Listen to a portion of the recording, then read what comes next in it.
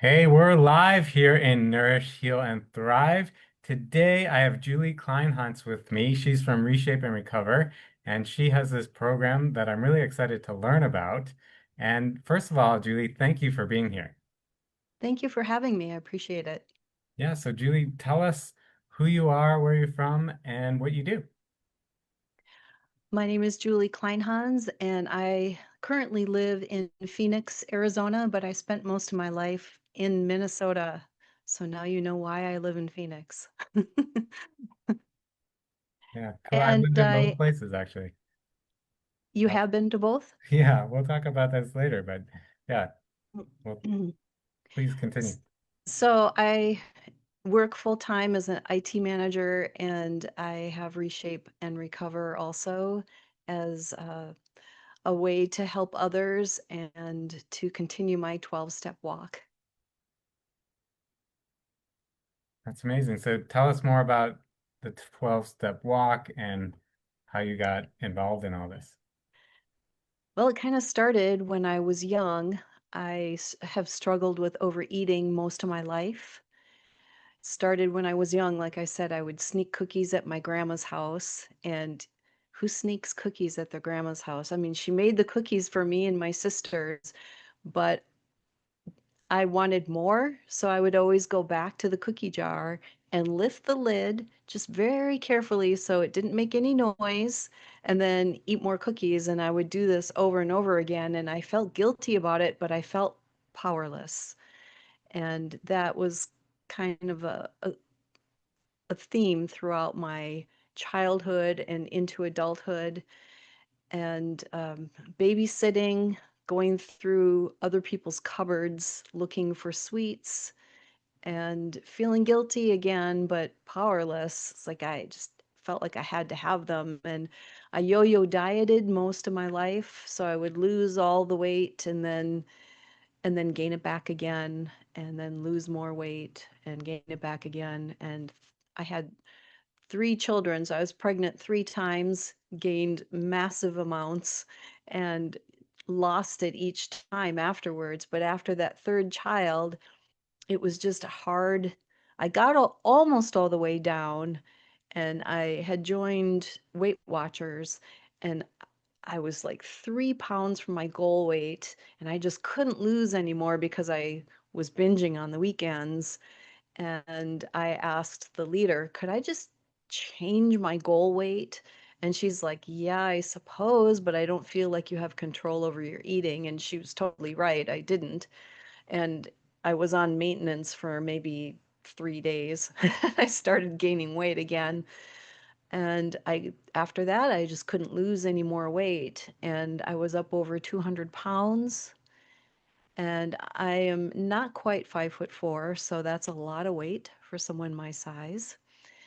And I got a new job, and as a result, new healthcare, new doctor. And I saw this doctor, and she said, Julie, you need to lose weight. And I said, I know I need to lose weight, but I can't stop eating. And so she suggested Overeaters Anonymous. And it took me 6 months to go because who wants to join something called Overeaters Anonymous? And it's like an admittance almost just going. And so it took me 6 months, but I went. And then I thought, this is way too weird. They're all into weighing and measuring, and they're just trading one obsession for another. And I had all kinds of excuses as to why I wasn't going to go back. And after another year and gaining more weight, I was up around 220, and I became desperate enough to give it a try. And it took me a while to really accept the fact that I was an overeater.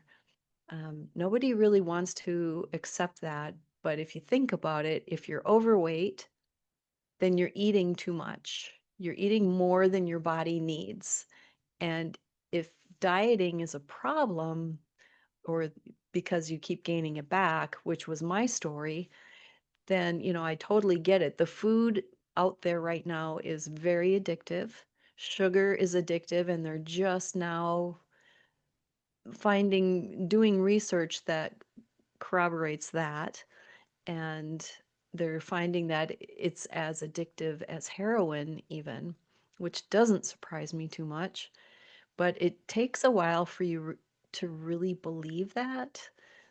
For some reason, you think, well, it's food, it's harmless. But it's not, because I was starting to have health problems. I've ended up in the ER a couple of times, and I was inching closer to diabetic, and I knew I had to do something. So I did start losing weight, but it wasn't until I heard Bill W.'s story that I really believed that I had a problem with food. Because Bill W., the founder of AA, he walks into a bar and he's convinced himself he's just going to have one drink or sometimes no drinks, and he ends up getting drunk every time.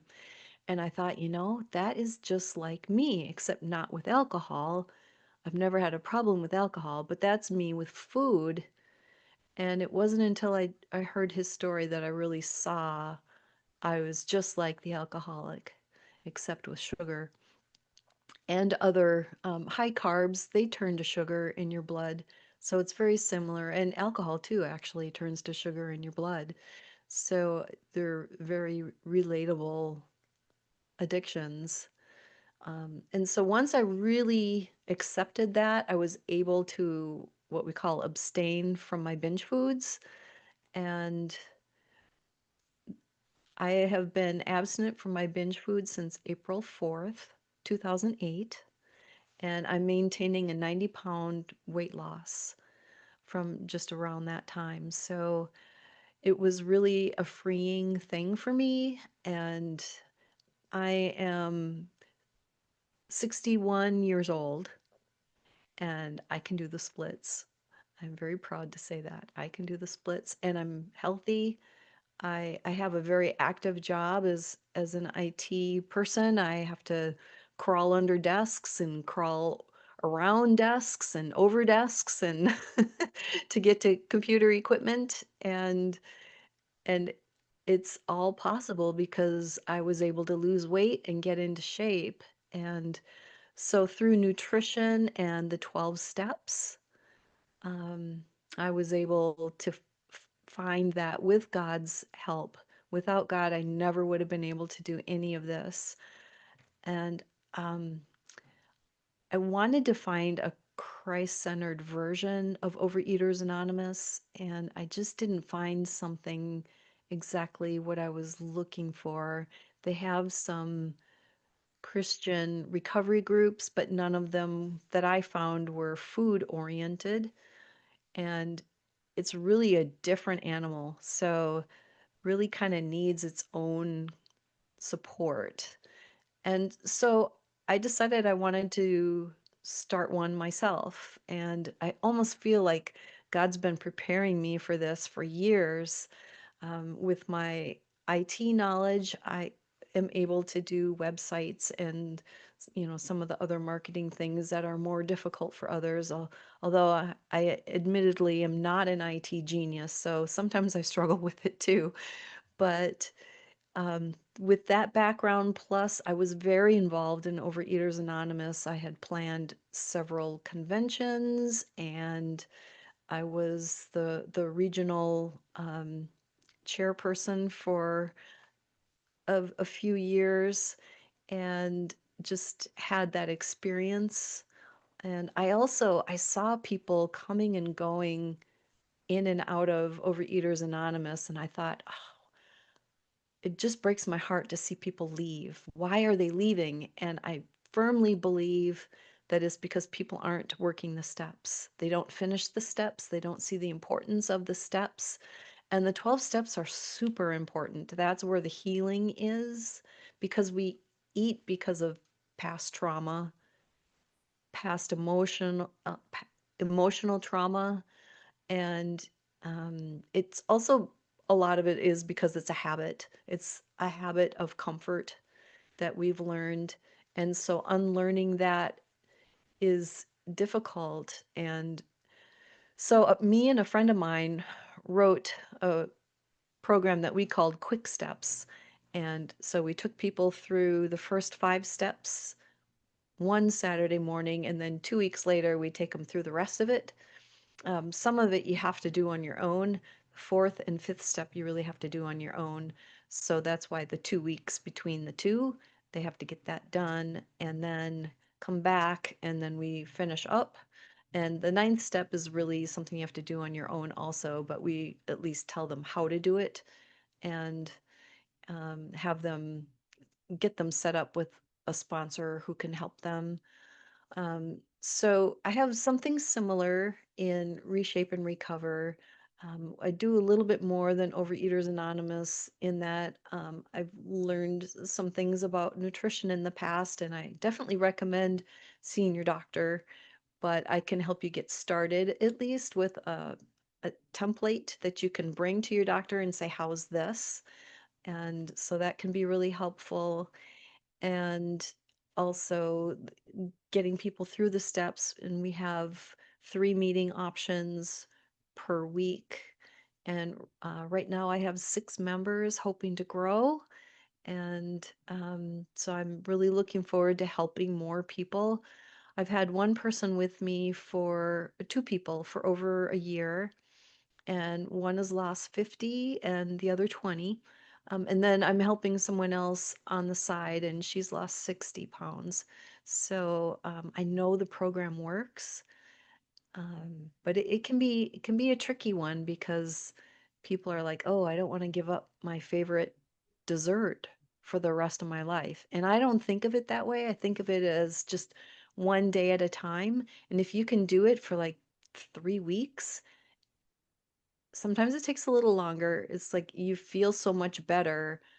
It's not about giving something up. It's about why would I want to go back? It doesn't feel good.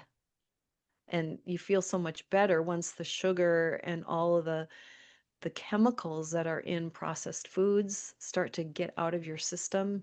You just it because it affects your mood, it affects your joints, it affects so much of your life. It's just so freeing to get rid of it. Yeah. Yeah.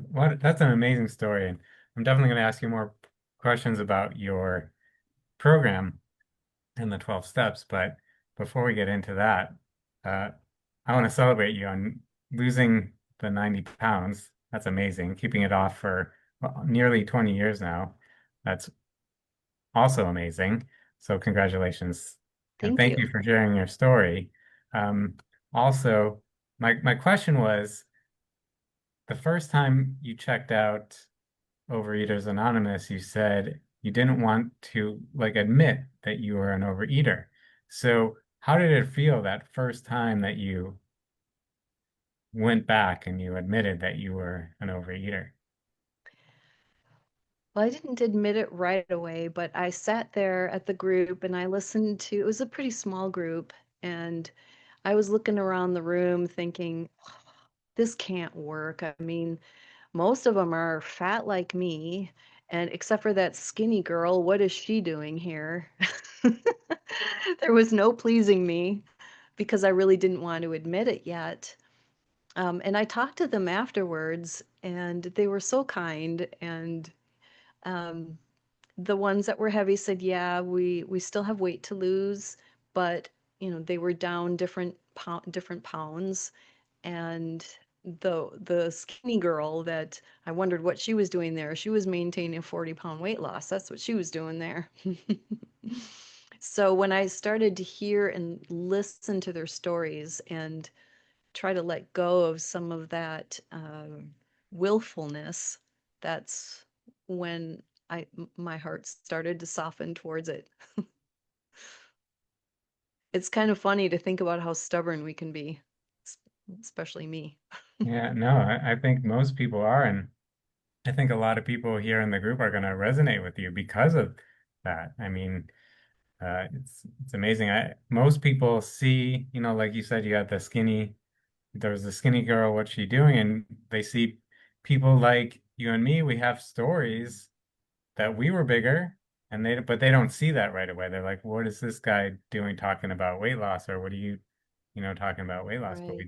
we have our own stories. So, I really appreciate you sharing all of that to help I people live in it. remember talking to a few people and giving them a card from Overeaters Anonymous, thinking, well, I'll just give it to them. I don't know. They don't look like they need Overeaters Anonymous. And I said, well, you can give this to someone who might need Overeaters Anonymous. And she's like, me, I need it. And I was like, really?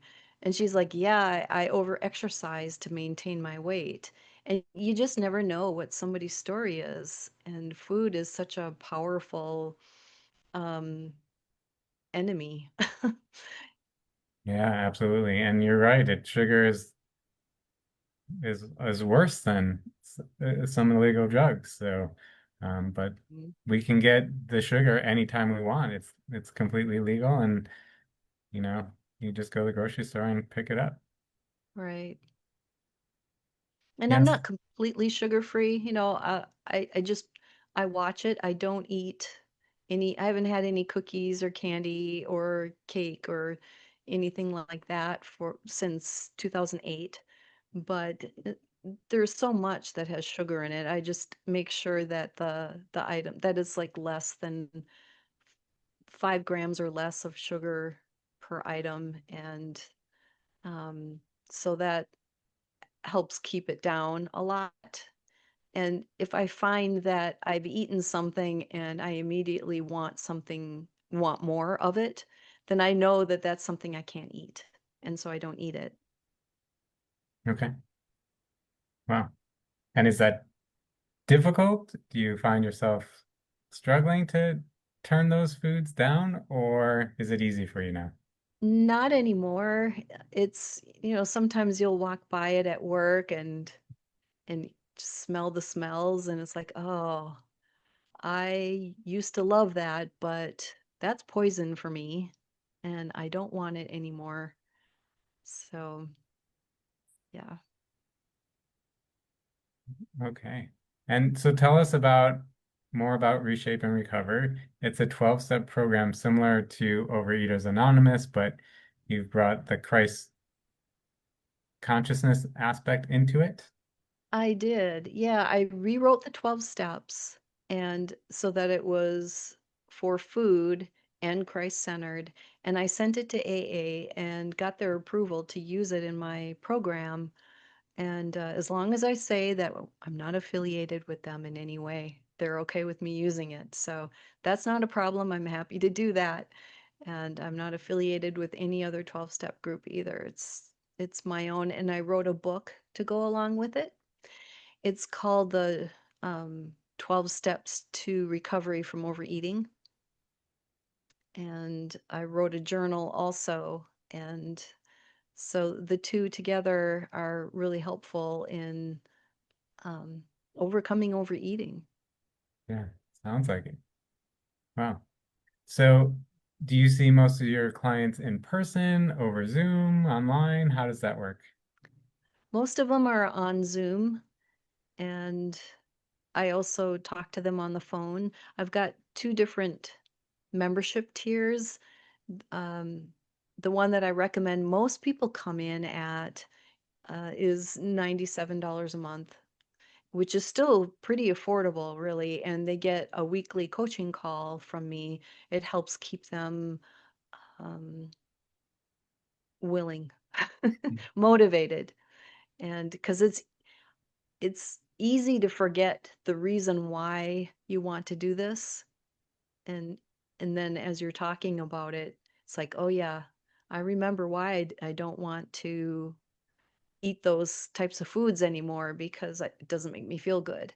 Mm. And then I have a $37 membership price also because what I my goal is what I recommend is people come in at the higher one, finish the steps, and then once they feel comfortable that they like their food is they've got control of their food, then we can take them to the less expensive level and maintain it there. I want this to be affordable for people so that because we really never graduate from this. I I would go right back to eating. It could just be one bite, one brownie is all it could take. And I'd be right back where I was, and I never want to go there again. And I actually was seeing my weight creep up a little bit because I couldn't find an Overeaters Anonymous group that I liked here in Phoenix after we moved. And so after starting Reshape and Recover, I was able to lose like the 5 pounds that I had gained. So it wasn't much, and I was still abstinent from my binge foods. But yeah, it's hard to stay in the program unless you have support. And so we support each other and we pray for each other. And I have a WhatsApp group and we text each other every day. So it's good. Great. That's amazing. So, uh, just one last question and then we'll start wrapping things up. But if I'm an overeater, but I don't admit it yet, what would be my first step? What do you recommend I do? I've had a couple people who said that they weren't overeaters and they joined and they lost their weight. And one of them has left, and I hope she's doing well. And she finished all the steps and had lost the weight she wanted. Um, and then the other person is still in the program. So Great. Amazing. yeah, and he lost 20 pounds. So let me just say this is not a program that is just for women. People, for some reason, they think it's just for women. And I would love to see more men. It is mostly women, but I would love to see more men in the program because this is not specific just to women. Okay. Great. Is there anything that you'd like to talk about or share that we haven't got to yet? Oh, yeah. My husband would not be happy with me. He is a huge asset in Reshape and Recover. He's got over 25 years of coaching and counseling experience. He's run 12-step groups, and he has been a huge blessing. Um, I do most of the all of the IT stuff and um, a lot of the behind the scenes stuff, but he helps me out on in our Saturday morning meetings, and also we take the meeting lessons and we turn them into a podcast. So we do have a podcast where you can listen for free, and it's on Spotify and Apple and iHeartRadio. There's a link to it on my website at reshapeandrecover.com. And is spelled out. It's not an ampersand. It's A-N-D. Okay, So great. I'll have you after the call we'll talk a little bit, but I'll have you put all your links in the comments of this post, and that way people can connect with you. Um, Thank you so much for doing this. Really yeah, thanks appreciate for having me. really appreciate your share and your vulnerability and honesty. This was really eye-opening for me, and I'm sure many people in the group. Any words you'd like to leave everybody with? Well, I one thing that I usually say at the end of all of my meetings, I'll just read it. Um, Be encouraged in your walk with Jesus, and may He grant you abstinence from your binge foods, compulsive overeating, and blessings in every aspect of your life. Keep coming back. It works if you work it. Wow, that's beautiful. That's beautiful. Thank you so much for doing this. And Thank you. for anybody watching, if you resonate with Julie and you want to know more about Reshape and Recover, you can comment in this post and she'll answer it. But she's going to put some links in so you can go to all her links, maybe her book and her podcast and her website and all the good stuff. So thank you for watching. Thank you again, Julie. And if you want to be spotlighted here in Nourish, Heal, and Thrive, just comment interview and we'll spotlight and share your gifts. Or if you're struggling, we'll help you out and give you the support you need. So thanks again, everyone, and we'll see you next time.